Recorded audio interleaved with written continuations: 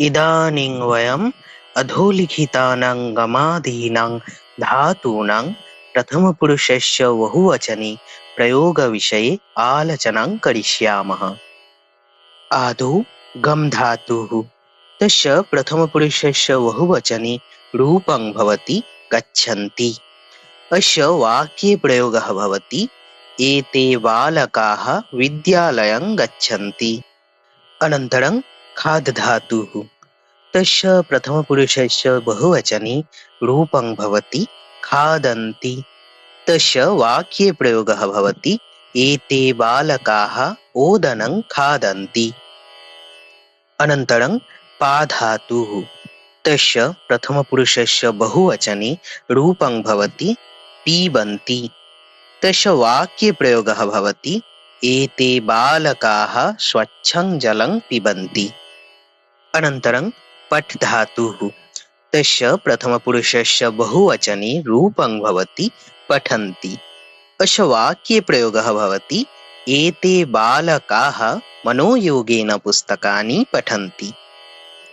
अनन्तरं लिख् धातुः अस्य प्रथमपुरुषस्य बहुवचने रूपं भवति लिखन्ति। तस्य वाक्ये प्रयोगः भवति एते बालकाः लेखनपत्रेषु लिखन्ति। अनन्तरं क्रीड् धातुः तस्य प्रथमपुरुषस्य बहुवचने रूपं भवति क्रीडन्ति। अस्य वाक्ये प्रयोगः भवति एते बालकाः क्षेत्रे कन्दुकेन क्रीडन्ति।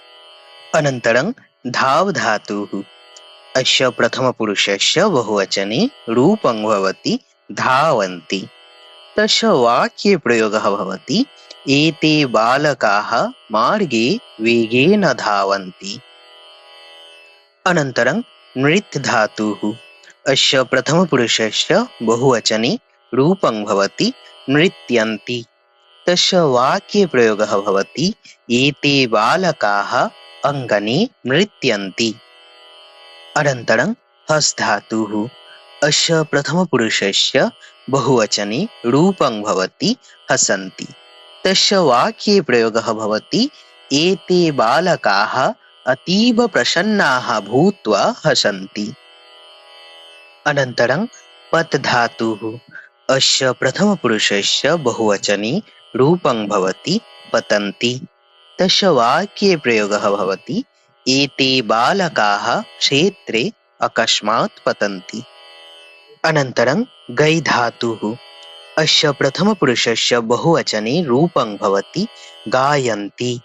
तस्य वाक्ये प्रयोगः भवति एते बालकाः गीतं गायन्ति।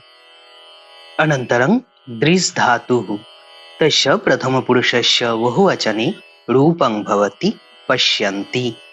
अस्य वाक्ये प्रयोगः भवति एते बालकाः आकाशे चन्द्रं पश्यन्ति। Please do like, comment and share this video to help Sanskrit lovers.